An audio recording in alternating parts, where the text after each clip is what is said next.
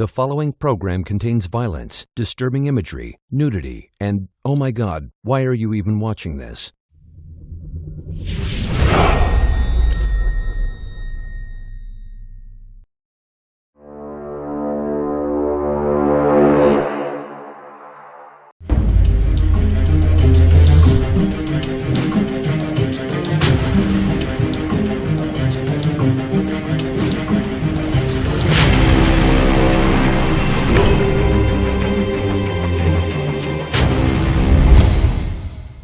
Hello everyone and welcome back to another episode of 3 Geeks Flix. Joining me as always and barely catching his breath is the muse Justin Kyle. Say hello everyone, Justin. Hello everyone. Yes, and of course I am the tech Mitchell Wright. We're back. We've done a couple of small geek feeds here and there, but we have a full show for you here tonight, today, whatever you want to call it, whenever you're watching. We're glad that you are. It is another clutch, and like I always do, I'm going to make the muse explain to you what a clutch is, but before I do, can you handle it? Are you going to laugh? No. Okay, go for it then. Well, you made me laugh. Okay, alright. Serious. So a clutch is, essentially, it's a great film that you've kind of found in the dark on a journey at night. And you put it in your pocket and you take it home with you. And then you start the laundry, you start doing things around the house, and you put it on. And it's such a great movie to watch. You know, if you stumble upon it on TV or if you're doing laundry to watch it, you're like, yes, I found it. I am good for the next 2 hours. I know exactly what I want. This came on perfectly in my perfect mood right now. Solid movie. You were getting a little artsy and out there for me at first, but you finally brought it back home for me, so I follow you. Yeah, sorry. All right. Well, as I always do, I look to you, good muse, and say, Justin, give it to me. What you got? Okay, so after that definition, again, the general rating for clutches, for the most part, are between the 7.5 to 8.5, 8.9 range, give or take, right? Right. This is, in my opinion, a textbook clutch movie. Okay. And I think you will agree. This is textbook. As soon as you hear it, you'll be like, textbook. Okay. It is the 2003 film, A Man Apart. Ah. Right? A Man Apart? Yeah, I know. I follow you. Solid movie. Vin Diesel. It was directed by F. Gary Gray. Stars Vin Diesel. It has Timothy Olyphant as well as Lorenza Tate in it. Great film. Very dramatic. Very, very gritty. About something serious like the drug cartel. Mm-hmm. It's a solid movie. I have this in the man category in my movie collection. So man category. That's really all else I can say. I have it with like Lawless and some other like Kill Bills and just it's a good old solid clutch movie, man. Nothing good about it. Good fight scene. Vin Diesel knocks it out of the park. One of his best roles, in my opinion. Yeah. It's just a solid clutch food all the way across. Solid clutch. Very nice. Very nice. My first is a 2008 film starring Will Smith, Charlize Theron, and Jason Bateman, Hancock. Yes, sir. Yep. Directed by Peter Berg. Man, in a time to where superhero movies were starting to get more popular and it was really getting ready to be in its prime, how cool was this to have a true anti-hero, but not completely like badass anti-hero, more of your has-been, mishap, drunk anti-hero, to where he does good every now and then, but generally just screws everything up. Some of my favorite lines come from this movie, especially when he's talking to the female officer trying to turn it around. Do I have permission to touch your body? I mean, those are perfect Will Smith moments and lines that only he could deliver. A performance that is one of my favorite of his. Nice little twist at the end. Jason Bateman still showing that he can do anything. And all around solid clutch movie when it's on. It's a good one just to have on in the background or sit and watch.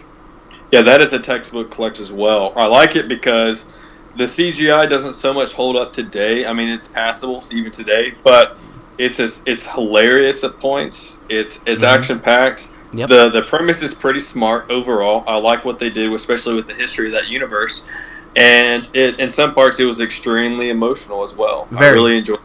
The chemistry between Will Smith and Charlize Theron is crazy good. Crazy. Great choice. Okay, my second film I'm very excited about. I've been wanting to talk about this on this show in this moment in time for a while now. It is the 2001 film directed by Ted DeMay. It is called Blow with Johnny Depp. Yes.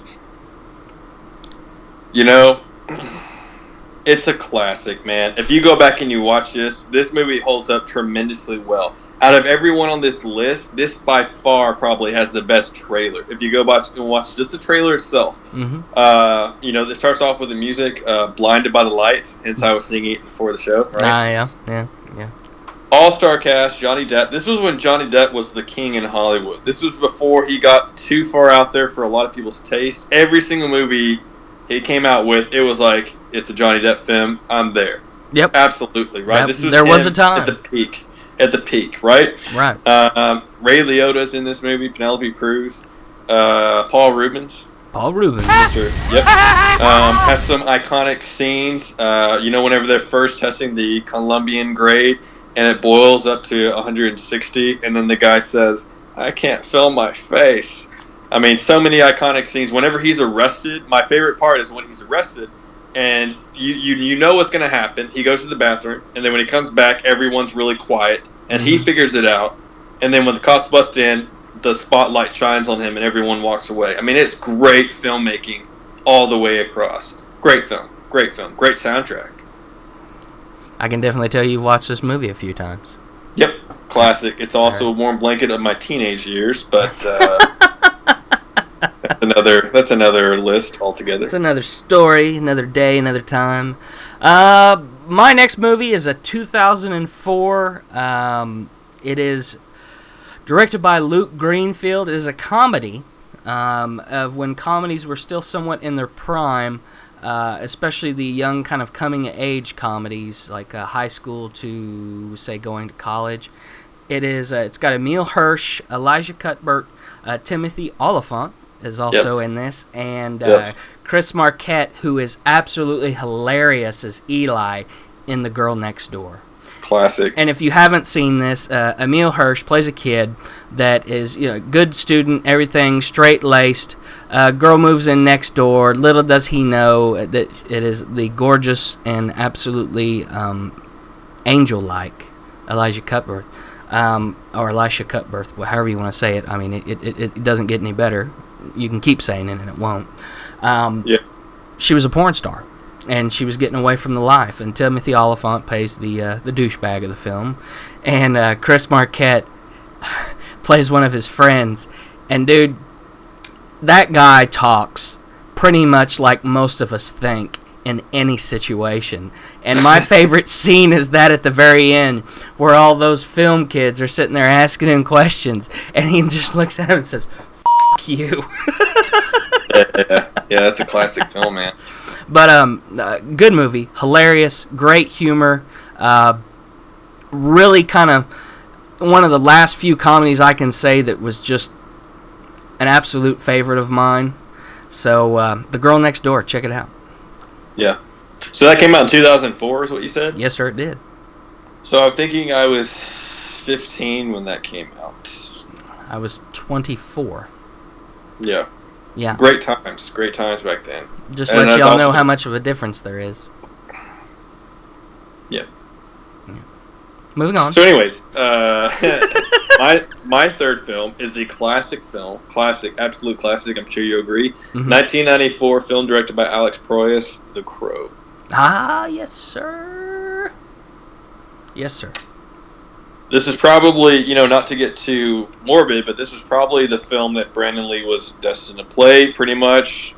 History speaks for itself, whether or not you believe the legend of the Bruce Lee curse. Whether or not you're superstitious enough to actually believe that, or whether you just think it's a coincidence. That's a pretty crazy coincidence. It is a very crazy coincidence on that. It's pretty crazy, right? Also stars Michael Massey and Michael Wincott. Good acting all the way across the board. At the time, I would say the tone, the great soundtrack, The action. Phenomenal soundtrack. Phenomenal soundtrack. Right. This could be considered, I know in many eyes, justifiably so, and arguably so, this could be considered a 10. I agree. For what it did, it could be considered a 10. I agree that it is. I would say it's not like if you're going with the 10, it's not like a 10 like Jurassic World 10 or Star Wars 10. But it opened barriers that were there and explored new horizons. So. Right. So it's on the lower scales of the 10 for sure, but it did change enough to meet that criteria. Right. And it's still, it's still talked about with, look how much respect you have for it just in the way you're talking about it now. Oh, yeah, absolutely. And it is a textbook clutch. I don't see me ever, if this comes on, be like, yeah, I'll probably find something else to watch. Yeah. Nope. I'm watching it all the way through. And when I say he was destined to play it, I mean, I don't think there's another actor alive today and or at that time that could have done it a better job than Brandon did at the time. Absolutely. So, yes, sir. Classic film. Classic. 100% agree. Tough to follow. Whew. Tough to follow. What do I do with myself here? I go completely somewhere else for you, and I take you to where your heart. We've got something dark and gritty. I'm going to take you to something warm and happy. It's a 2008 film. Andrew Stanton was the director. It's an animated film. Ben Burt was the voice of the main character that didn't have much but one line. Alyssa Knight was a character for another one of the main portrayals, or whatever you want to call it, voice actors in this film. And then Sigourney Weaver actually played the voice of the main ship in WALL-E. That's such a good film, bro. That's so good. It's such a clutch, warm blanket. And quite frankly, if you ask me, this movie is a 10 for me. It really, really showed you what an animated film can do again, how it can be funny, it can touch your heart, it can make you sad, it can make you worry. Choice. This movie takes you through all the emotions. It really takes you through them all. The polar opposite of the crowd. It really is. I couldn't have timed it any better. But in all honesty, folks, if you don't and you can't just adore this movie for what it is and what it's done and how timeless and classic it is, that you could take a robot and you can go through all of this with a robot that smashes up trash. I mean, it was a masterful story, masterfully done, well animated, good score, all the feels. It was a 10 easy for me because of all those things that it did, and I feel like it really brought animated films back to the limelight, especially the Pixar stuff and everything. It's one of the finest works Pixar's ever done. So Disney owns Pixar, so I consider this a Disney movie, which is why I also consider this my third favorite Disney movie of all time. Yes. Behind Beauty and the Beast, of course, the horse, and as well as The Lion King. Mm-hmm. Obviously, right? Obviously. Now, there are two really types of 10. There's a 10 like Star Wars, like Jurassic Park or T2, that is obvious and objective. It changed things. It's undeniable. And this is the other kind where, to you personally, you don't care whether or not people agree. To you, it's a 10. It's a personal 10, right? This is somewhere in between those, because not only did it say everything that you just said beautifully, but people don't realize that for the first 40 minutes, there's not a single word of dialogue said. And you're completely captivated by it. The graphics of outer space, the score, the emotion from that robot. I mean, it's almost this is almost a universally loved and adored Disney movie. So, if you don't like it, you know what we say. F you, Twilight. That's right. Okay. Great choice, man. That's a great choice. That is a great choice. And perfectly timed as well. Now, to counterbalance that warmness, I'm going to take you into a really gritty and dark place. Okay. We've talked about this before, Tech. I'm sure you agree. 1998, American History X. Ah, yes. Yes. So, this is one where it's not an action movie. It's more dramatic than anything. It's more of almost a noir with what was going on in the world. Some even consider today. The message is very powerful. Now, what separates this movie, this is not groundbreaking filmmaking, I don't think at all. there were some clever things about it, like the black and white shots and some Yeah. cool things. Yeah. But there's nothing about it where I was like, that is amazing filmmaking. What sets us apart is, number one, the story and the acting. Yes. If it was not for those movies, this movie wouldn't be near as potent and as provocative as it is. So Edward Norton, this is arguably his best performance ever. Oh. This is almost undeniably Edward Furlong's best performance ever. I mean, he's really only done T2 besides that, and he. But this was his best performance. He did a version of The Crow, which we won't talk about. No, we won't talk about that. But yeah, I mean, almost undeniably. Also has Ethan Suplee. He was great in it as well. When this is before he lost a lot of weight. Right. It's probably the most gut-wrenching and powerful film on my list so far. There are some parts that, even though it's small, I consider them to be almost iconic. Like the opening and ending shots of the beach with the classical music playing and the black and white. The ending is very heart-wrenching, but I mean, it's real. That's the thing. That was the point.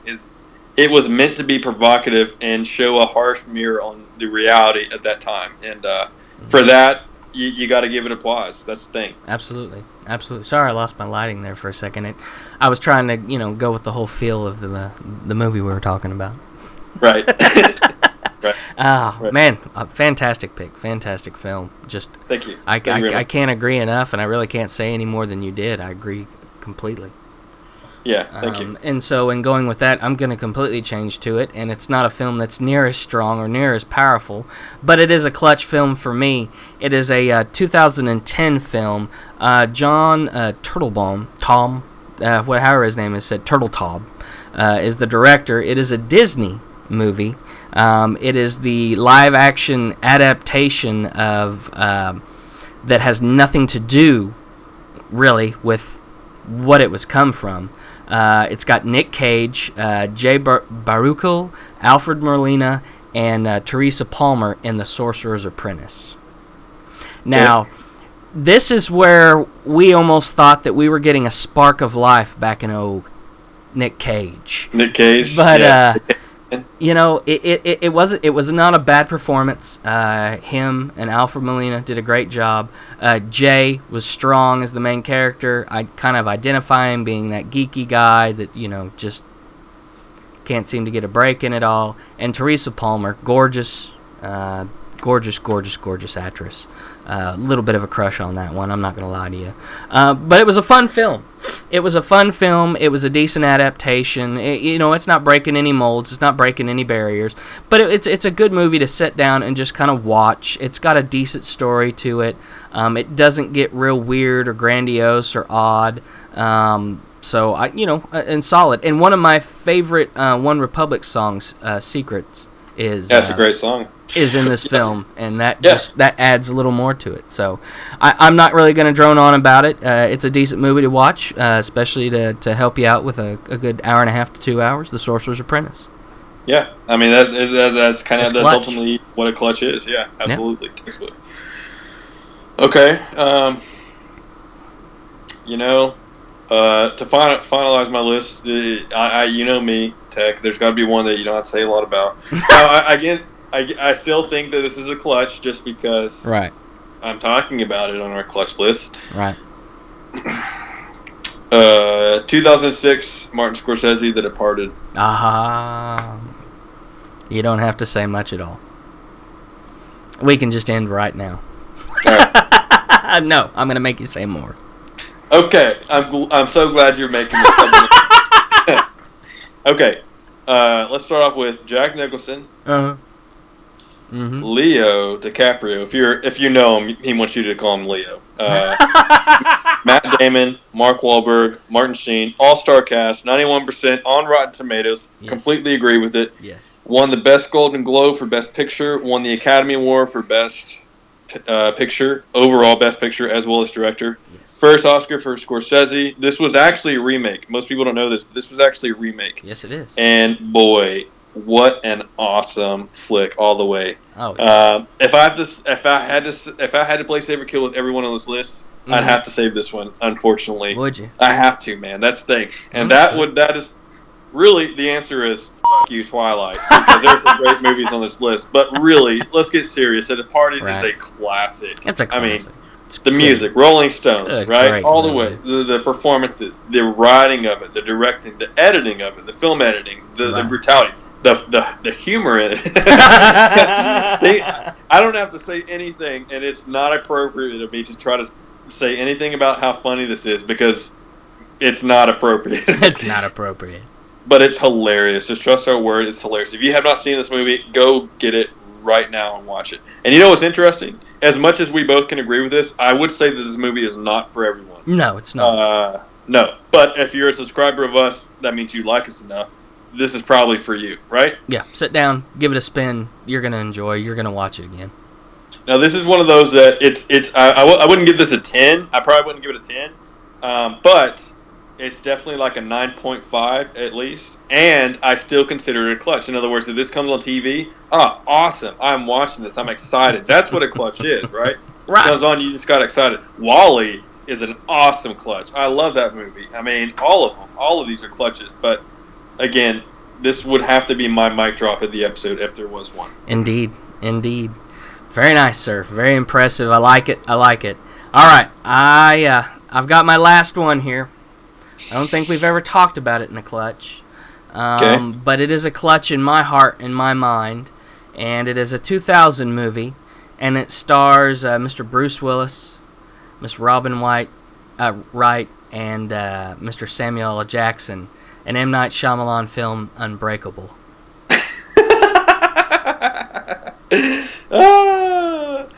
That's a great choice, man.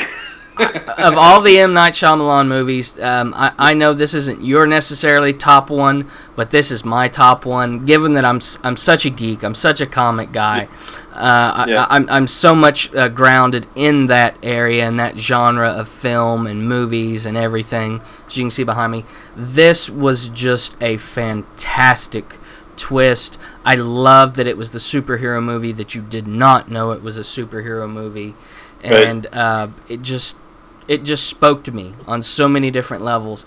And you know, M. Night Shyamalan's movies are usually movies, unless you've already seen them, you need to sit down and you need to watch to see what's going on. But once you've watched them a couple of times, this is a clutch.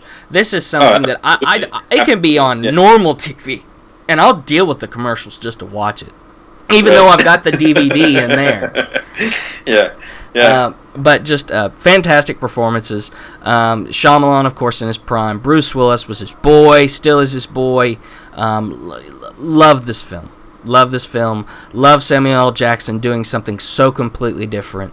It really shows his chops and his talent that he has in the business. Folks, you have to watch this. You have to see this movie so that you can go out and watch some of the other films that he's done. And I'll leave it at that. So, you know what's interesting? I have a couple of things.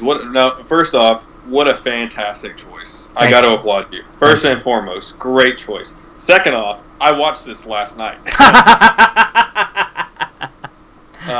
Third off, it makes you... Now, when you say this is... you said this is not my top M. Night Shyamalan. It's not. Okay, I got to be honest. Signs, I think, is a masterpiece. I love that. But this is from his era, with his first four movies. Right. That if anyone says that one of the four is my favorite, you can't really argue against it. They're all that good. No, right? Those first four were fantastic, just like he talked about in the PSA. So, fantastic choice. This was the original.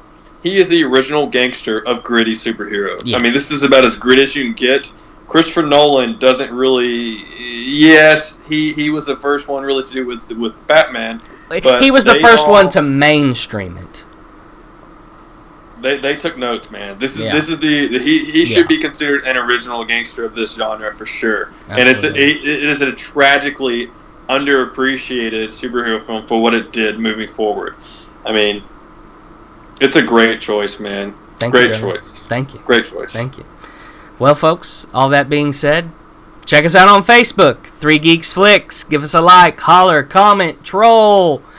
If you don't do Facebook, we've got Twitter. It's at the number 3 Geeks Flix. Of course, Flix is spelled Flix on all the pages I tell you about.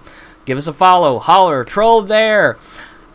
so you can maybe be on a show on YouTube. And hey, you can comment there. We had a comment today by a fan, I do believe from across the seas. First name was Ho, and I cannot remember his last name. But man, we appreciate you commenting. That's awesome. We will always get back to our friends and fans that comment. So great to hear from you, man. Had to give you a shout out. Hope it does you some justice. Other than that, Muse, anything else before I end us up? No, I have nothing to say. I think we did a good job. I think it was a good episode. I think we said everything we want to say. When I rely on you to say something funny and witty, you go and you f***ing let me down. Oh my god, my face hurts. No. But seriously, you, twat. Yeah. It had to be said. A little more mature. Get one more mature. Sorry. Sorry. Yep. Sorry. I'll bring it back. I'll wind it down. All right. Oh, folks. But like I always do, appreciate y'all sticking around and stay tuned to the glow of those monitors because we're going to catch you next time. Good night.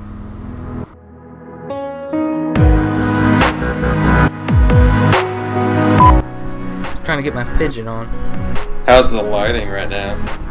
It's exquisite. Is that better? It'll work. You can't fix very much. There's only so much you can do with what you got. What'd you say? I can't fix my face. I didn't say that. Dinosaur. What? Every time. Really?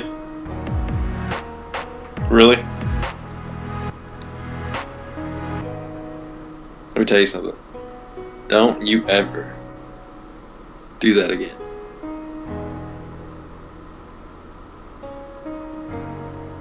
You know what you did.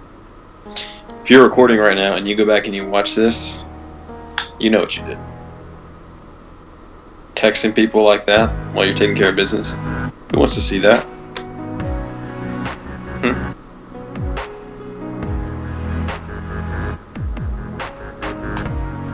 That's right. Better shut up.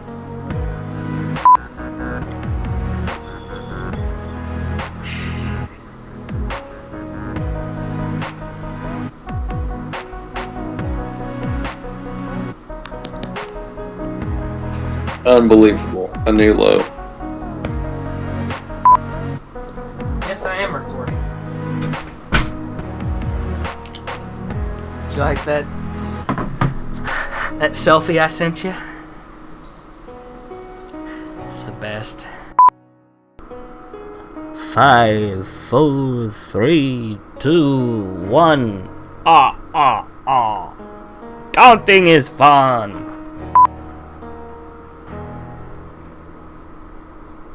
I better call him before he gets all pissed off. Justin? That's tough. I saw the door there, Justin.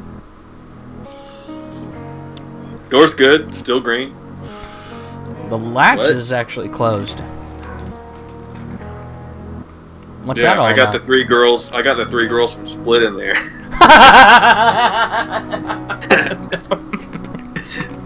I'm gonna put on my dress right now. Oh, God. Hello, everyone, and welcome back to another episode of 3 Geeks Flix. Joining me as always, damn it. I was trying to keep going. No, you should have kept going. I was trying, but you had me laughing. You just couldn't hold it together, could you, this time? I think I'm gonna cry a little. Yeah. Everyone, when everyone, I wonder how many people are watching the outtakes, if they actually do watch them, and they're thinking, how high are these guys when they're recording? You'll never know. Very high. Very high. I don't want to talk about it. I don't want to hear about it. Thanks. Appreciate the confidence.